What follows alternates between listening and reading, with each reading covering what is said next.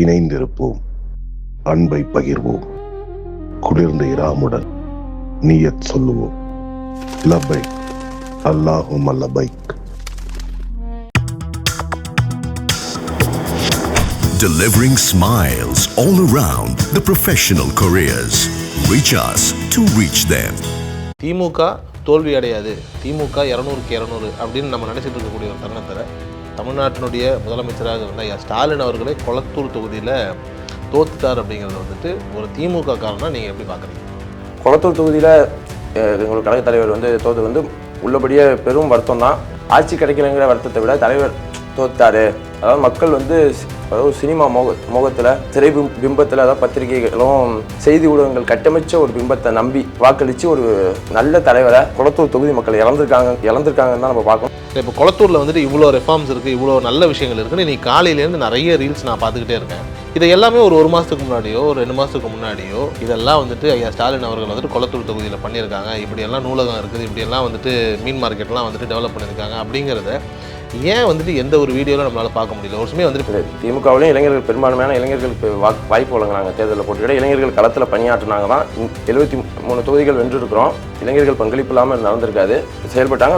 பல இளைஞர்கள் இதுதான் நம்பி ஏமாந்துட்டாங்கன்னு தான் சொல்லணும். அதான் ஃபேக்டர். இல்லை நம்பின்னு எப்படின்னா விஜயோட இமேஜ் அவங்க கட்டமைச்ச இமேஜை விஜய் ஒரு மாற்று சக்தியாக வந்துடுவார் அப்படிங்கிறத நம்பி வாக்களிச்சிட்டாங்க ஒவ்வொருத்தவங்களும். இல்லை தோல்விக்கு அப்புறம் ஸ்டாலின் அவர்கள் கண் கலங்கி வாகனம் ஏறிய ஒரு காட்சி இருக்கு இல்லையா? அந்த காட்சி ஒரு திமுக தொண்டனா நீங்கள் பார்க்கும்போது எப்படி இருக்கு? நானும் அழுதுட்டுன்னு தான் சொல்லணும், மனசு உடஞ்சிட்டுன்னு தான் சொல்லணும்.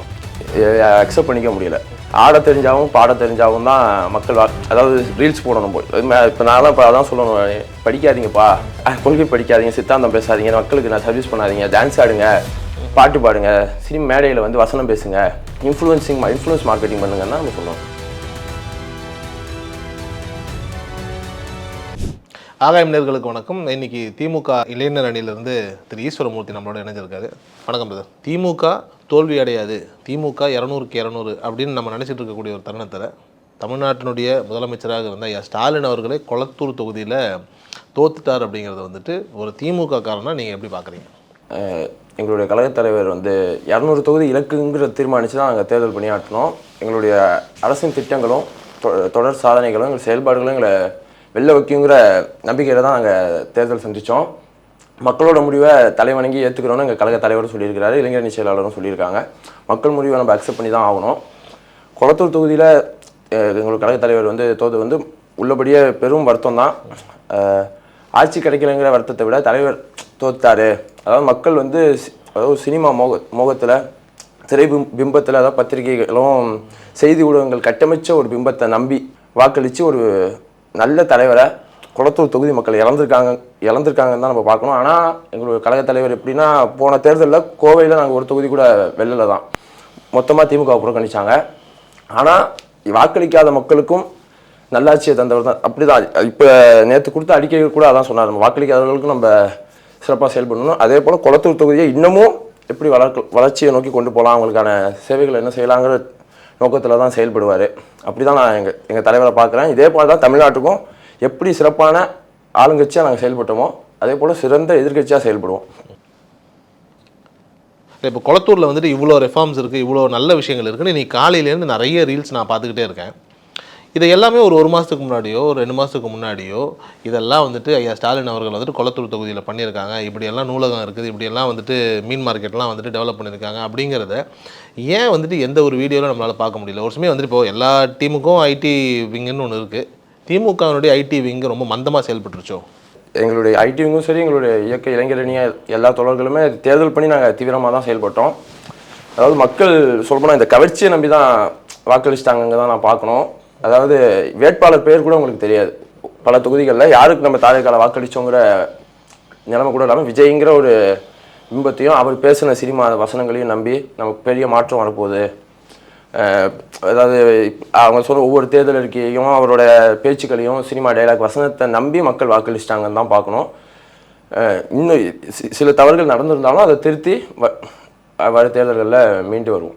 அதிகமாக இளைஞர்கள் தாவேக்காவுக்கு வாக்களிச்சிருக்காங்க. நம்ம பார்க்கும்போது திமுகவில் எல்லாம் வயசானவங்களாக இருந்து இல்லை ஒரு பர்ஃபெக்டான ஒரு இளைஞர்களுடைய பட்டாளமோ கூட்டமோ இதெல்லாம் இல்லாததுனால தாவேக்காவுக்கு ஒரு அப்பர் ஹேண்ட் கிடச்சி திமுக தோத்துருச்சோ அப்படி ஒரு சூழல் எங்கேயாவது இருக்கா?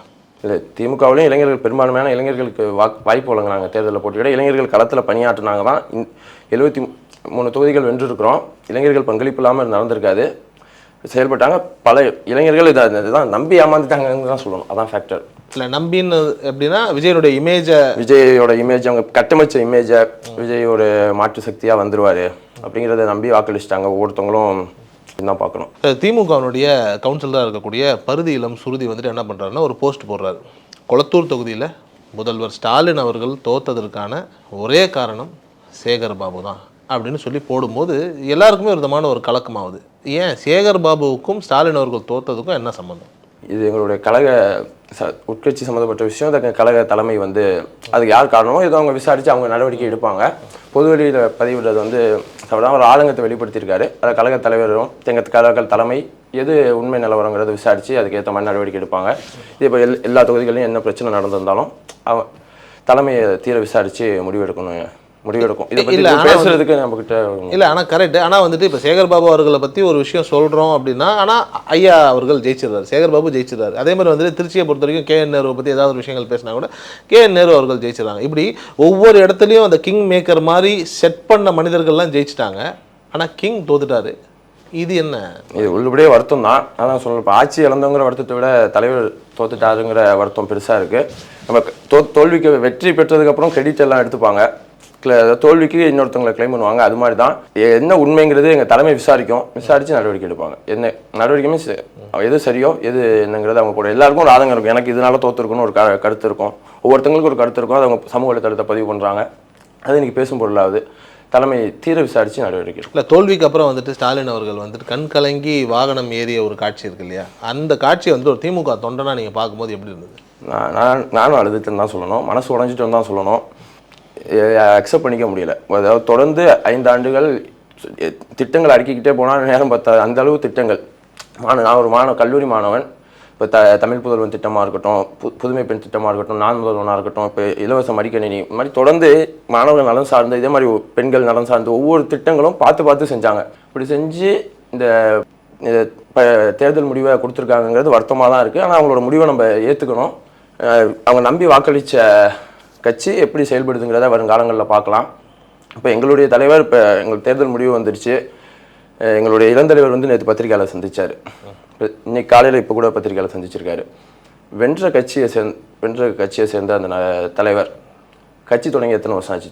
2 வருஷம் ஆயிடுச்சு. இது வரைக்கும் பத்திரிகையாளர் சந்திச்சிருக்காரா? இப்போ நேற்று வென்றுட்டார். பத்திரிகையாளரே சந்திக்காமல் தேர்தலில் வென்றிருக்கிறார். மக்கள் என்னங்கிறது தெரியணும். இப்போ தேர்தல் அறிக்கையில் அதாவது இப்போ தேர்தல் முடிஞ்சிருச்சு. இன்றைக்கி முதலமைச்சர் அறிக்கை கொடுத்துருக்காரு. வென்ற சட்டமன்ற உறுப்பினர்கள் தொகுதியில் போய் நன்றி சொல்லுங்கள், எல்லாரும் போட்டிட்டவங்களாம் போய் நன்றி சொல்லுங்கன்னு சொல்கிறாரு. வாக்களித்த மக்களுக்கு நேற்று நன்றி சொல்லிட்டாரு. முடிவை அக்செப்ட் பண்ணிக்கிட்டு முடிவை ஏற்றுக்கிட்டு தலைவணங்குறோன்ட்டு வென்ற கட்சியை சேர்ந்தவர் இது வரைக்கும் அறிக்கை விட்டுருக்கிறாரா? வாக்களித்த மக்களுக்கோ தேர்தல் பணியாற்ற நிர்வாகிகளுக்கோ? அதுதான் நம்ம தொடர்ந்து விமர்சிச்சுக்கிட்டு தான் வரோம். இப்பயும் செய்த தவறுகளை சொல்லி தானே ஆகணும். அந்த அளவில் தான் அவங்க இல்லை. ஆனால் இப்போ நீங்கள் சொல்கிறீங்க இல்லையா, இப்போ இந்த வென்ற கட்சி வந்துட்டு இன்னும் வந்து ஒரு வாழ்த்து தெரிவித்ததா, இல்லை மக்களுக்கு நன்றி தெரிவித்ததா, இல்லை பத்திரிகையை சந்திச்சதான்னு சொல்கிறீங்க இல்லையா? இந்த ஒரு ஸ்டேட்மெண்ட் இல்லை, இந்த மாதிரியான விஷயத்தில் தான் திமுக தோத்துச்சோ? ஏன்னா இன்னைக்கும் பத்திரிகையாளர்களை ஏன் சந்திக்கலைங்கிற ஒரு கேள்வி மட்டும்தான் இருக்கே தவிர்த்து, பத்திரிகையாளர்களை சந்திக்கலைங்கிறதெல்லாம் தாண்டி மக்களுக்கு நான் என்ன பண்ண போகிறேன், அதை வச்சு நான் ஜெயிச்சிக்கிறேன் இந்த ஒரு ஸ்ட்ராட்டஜியவே தாவேக அழகாக ஹேண்டில் பண்ணி அதனாலேயே ஜெயிச்சிருச்சோம். இப்போ மக்கள் வந்து அவங்களை நம்பி வாக்களிச்சிருக்காங்க. இப்போ அவளோட செயல்பாடுகள் எப்படி இருக்குன்னு நம்ம வர நாட்களில் பார்ப்போம். என்னென்ன தேர்தல் அறிக்கை கொடுத்துருக்கிறாரு, அதெல்லாம் நடைமுறைப்படுத்துகிறாராங்கிறத பார்ப்போம். அதாவது நீங்கள் சொன்னீங்களே, நம்பி தான் வாக்களிச்சிருக்காங்க. அவரை நம்பினதெல்லாம் அது மாற்றம்னு நம்பி வாக்களித்தாங்க. அது ஏன் மாற்றம்ட்டு அவருடைய செயல்பாடு உணர்த்தும்னு நான் முழுசாக நம்புகிறேன். ஆனால் இப்போ நீங்கள் வந்துட்டு கொடுத்த வாக்குறுதிகளெல்லாம் வந்துட்டு நிறைவேற்றுதா தாவேக்கா பார்க்கலாம் அப்படின்னு சொல்லும்போது, நீட்டை வந்துட்டு நான் வந்துட்டு ஒழிப்பேன் அப்படின்னு சொல்லி தான் திமுக வந்துச்சு. அதுக்கான ஸ்டெப்பை எடுக்க முடியல. உண்மையிலேயே அப்படி ஒரு விஷயத்தை பண்ணவே முடியாதுங்கிறது தான் யதார்த்தமான உண்மை. அப்போது இந்த ஸ்டேட்மெண்ட்டை நீங்கள் எப்படி? அதாவது நீட் தேர்வுக்கு விலக்கு பெற்று தருவோன்ட்டு எங்களுடைய துணை முதலமைச்சர் வந்து அதான் நீட் ரகசியம் அதெல்லாம் எல்லாம் விமர்சனம் பண்ணிட்டு வராங்க. இப்போயுமே இந்த தேர்தல் அறிக்கை வெளியிட்டப்பயுமே வேட்பாளர் பட்டியல் அறிவிச்சப்போ துணை முதலமைச்சர்கிட்ட எங்கள் அண்ணன் உதயநிதிட்ட வந்து பேட்டி கேட்டாங்க. அப்போ அவர் சொன்னார், இப்போயும் நாங்கள் உறுதியாக தான் இருக்கோம். இப்போயும் எதிர்கட்சியாக இருக்கப்போ தமிழ்நாட்டுக்கு நீட் விலக்கு வேணுங்கிறது நாங்கள் உறுதியாக தான் இருக்கோம். ஒரு அரசு மாநில அரசு என்ன செய்ய முடியுமோ சட்டமன்றத்தில் அதாவது மசோதா நிறைவேற்றி ஒன்றிய அரசுக்கு அனுப்பி வச்சு அதை அவங்க கிடப்பில் போட்டு இருக்கிறாங்க. இப்போ எடப்பாடி பழனிசாமி நீட் விலக்கு வேணும்னு அவரும் தான் பேசுகிறாரு. அவங்க கூட்டணியில் தான் பாஜக இருக்குது. அவங்க அதை பேசி வாங்கி தரலாம். ஒரு மாநில அரசாக மாநில உரிமையை காக்கிறதுக்கு, மாணவர் நலனில் மாணவர் உரிமையை காப்பாற்றுறதுக்கு, நீட் தேர்வை ரத்து செய்கிறதுக்கு என்ன முயற்சி எடுக்க முடியுமோ அதெல்லாம் திராவிட முன்னேற்ற கழகம் எடுத்துச்சு, இன்னும் தொடர்ந்து எடுக்கும். அந்த நிலைப்பாட்டில் நாங்கள் என்றைக்கும் மாறலை. மாநில அரசாக என்ன பண்ணணுமோ நாங்கள் பண்ணியிருக்கிறோம். இல்லை, மக்கள் வந்துட்டு விஜய்க்கு ஆதரவாக வந்துட்டு வாக்களிச்சிருக்காங்க அப்படிங்கிறத நம்ம வந்துட்டு பாசிட்டிவாக தான் எடுக்கணுமே தவிர்த்து. பட் ஒரு பாயிண்டில் வந்துட்டு ஆதவ அர்ஜுனாலேருந்து எல்லாருமே வந்துட்டு மன்னர் ஆட்சி நடக்குது அப்படின்லாம் வந்துட்டு எல்லாருமே மென்ஷன் பண்ணும்போது அந்த ஸ்டேட்மெண்ட்டும் அந்த ஒரு நிலையும் தான் இந்த ஒரு ஆட்சி மாற்றத்திற்கான ஒரு காரணம். அந்த மன்னராட்சி அப்படிங்கிற அந்த பாயிண்ட் வந்துட்டு மக்கள் வந்துட்டு கரெக்டாக பிடிச்சிட்டு ஆமாம் இதுக்கப்புறம் இந்த குடும்பம் வேணாம் அப்படின்னு தான் யோசிச்சிட்டாங்களோ. மக்களுக்கு அதாவது மன்னராட்சி மக்களாட்சி தான் நடக்குது. மக்கள் சேப்பாக்கம் திருவல்லிக்கேணி மக்கள் கடந்த முறை உதயநாத தொகுதியில் போட்டிட்டார். அவர் வாரிசை விரும்பாமல் இருந்திருந்தா, மன்னராட்சிங்கிற ஒரு வெறுப்பு இருந்திருந்தா உதயானனை போன முறையே தோக்கடிச்சிருக்கணும். மக்கள் அவங்களோட வெறுப்பு எங்கே காட்டுவாங்க? தேர்தலில் தானே காட்டணும். அதிக வாக்கு வித்தியாசத்தில் வென்றார் போன முறை. இந்த முறை அதே நீங்கள் சொன்ன அந்த மன்னராட்சி அந்த வெறுப்பெல்லாம் இருந்திருந்தா சேப்பாக்கம் திருவல்லிக்கேணியில் அவர் தோற்றுருக்கணும். ஆனால் வெல்றாரு. அப்போ மக்கள் உதயானன் அக்செப்ட் பண்ணிக்கிட்டாங்கன்னு தான் அர்த்தம். சேப்பாக்கம் திருவல்லிக்கேணி தொகுதி மக்கள் அவரை ஏற்றுக்கிட்டாங்க. இது மக்களாட்சி தான், மன்னராட்சி கிடையாது. அதாவது இப்போ 72 தொகுதி நாங்கள் வென்றிருக்கோம். 3% தான் டிஃப்ரென்ஸு. அவங்க உதயானனை ஏற்றுக்கிட்டு தானே மக்கள் வாக்களித்தாங்க. அந்த துணை முதலமைச்சரை ஏற்றுக்கிட்டு தானே வாக்களித்தாங்க.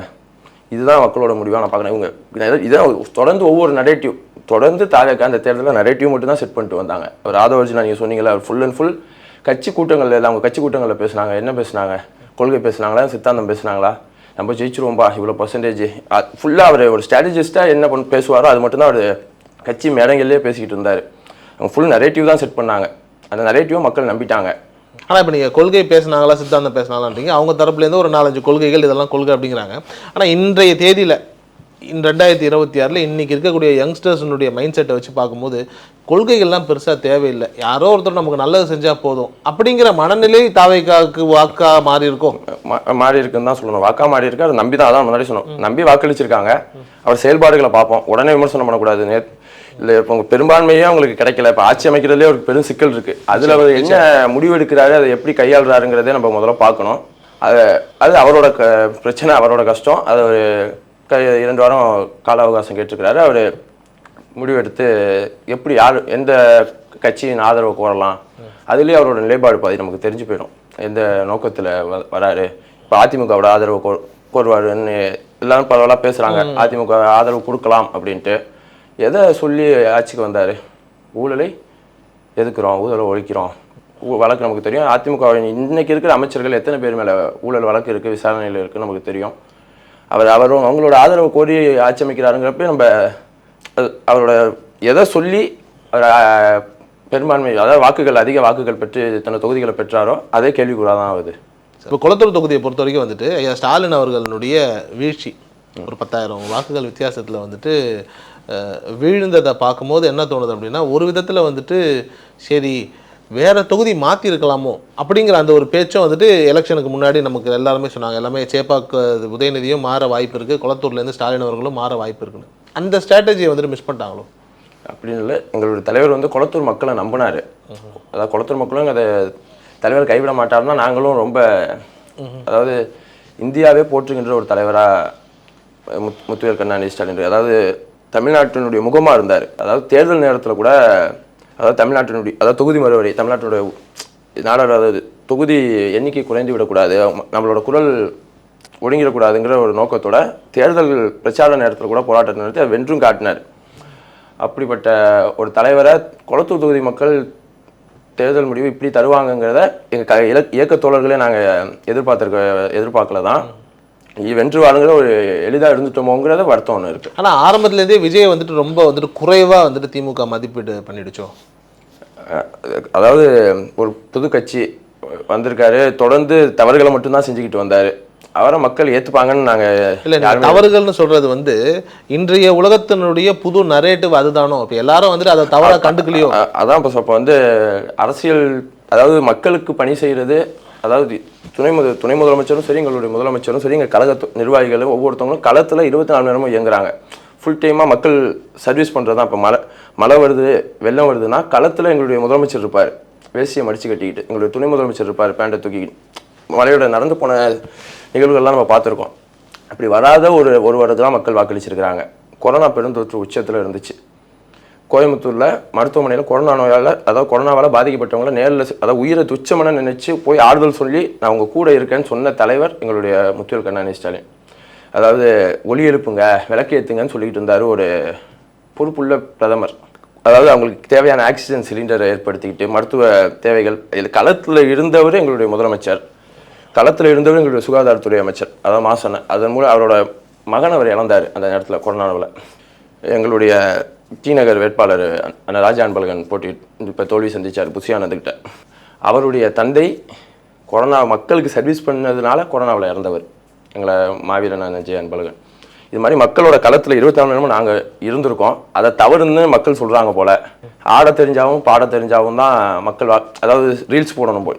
இப்போ நான் தான் இப்போ அதான் சொல்லணும், படிக்காதீங்கப்பா, கொள்கை படிக்காதீங்க, சித்தாந்தம் பேசாதீங்க, மக்களுக்கு நான் சர்வீஸ் பண்ணாதீங்க, டான்ஸ் ஆடுங்க, பாட்டு பாடுங்க, சினிமா மேடையில் வந்து வசனம் பேசுங்க, இன்ஃப்ளூயன்ஸ் மார்க்கெட்டிங் பண்ணுங்கன்னு தான் நம்ம சொல்லணும். ஆனால் ஒரு காலகட்டத்தில் வந்துட்டு திமுக அப்படி இருந்து ஆட்சியை பிடிச்ச கட்சி தானே. நாடகத்துல இருந்து சினிமால இருந்து அதாவது திரைத்துறையை கலைத்துறையை வந்து கொள்கை பரப்புவதற்கும் சித்தாந்தத்தை பரப்புறதுக்கும் மக்களை விழிப்புணர்வு ஏற்படுத்துறதுக்கு பயன்படுத்துனாங்க. அதுபோல் எந்த ஒரு விழிப்புணர்வு ரீல்ஸ், அதாவது நீங்கள் விஜய் கட்சியில் பேச எங்கள் அண்ணன் ஜெயிச்சிடணும், அவங்களுக்கு எங்கள் கொள்கை தலைவர்கள் யாருன்னு அதை ஒரு வீடியோ நீங்களே பார்த்துட்டு, கொள்கை தலைவர்கள் யாருன்னு பின்னாடியே அந்த 5 ஃபோட்டோ இருக்குது. அவங்க 5 தலைவர்களையும் போய் அது கூட உங்களுக்கு சொல்ல தெரியல எங்களுக்கு, அதெல்லாம் எங்களுக்கு தெரியாது. எங்களுக்கு தெரிஞ்சதெல்லாம் அவர் தான். இப்போ டி.நகர் தொகுதியில் ஜெயிச்சார்ல, உங்களுக்கு என்ன அவரோட பெரும் பணி என்னவா இருந்துச்சு? இட்டுன்னு போகிறதுன்னாரு. இப்போ கூட அந்த சமூக வலைதளத்துலலாம் ஓட்டுறாங்க, இந்த அமைச்சர்கள் அவருக்கு என்ன இட்டுன்னு போகிற துறை கொடுப்பாங்க. அந்த அளவு தான் இருக்குது. இவங்கெல்லாம் என்ன நிர்வாகம் நடத்த போகிறாங்கங்கிறத தொடர்ந்து பார்ப்போம். நம்ம யாரையும் குறைச்சி மதிப்பேற்றக்கூடாது. நீங்கள் சொன்ன மாதிரி ஆட்சி எப்படி நடத்துகிறாங்க, ஆட்சி எப்படி அமைக்கிறாங்க, எப்படி நடத்துகிறாங்கிறத நம்ம வருங்காலங்களில் பார்க்கலாம். நிச்சயமா. ரொம்ப நன்றி பிரதர், உங்கள் நேரத்துக்கும் திமுகவினுடைய இந்த ஒரு நிலை ஏன் இப்படி அப்படின்னு சொன்ன அந்த ஒரு விதத்துக்கும் ரொம்ப நன்றி.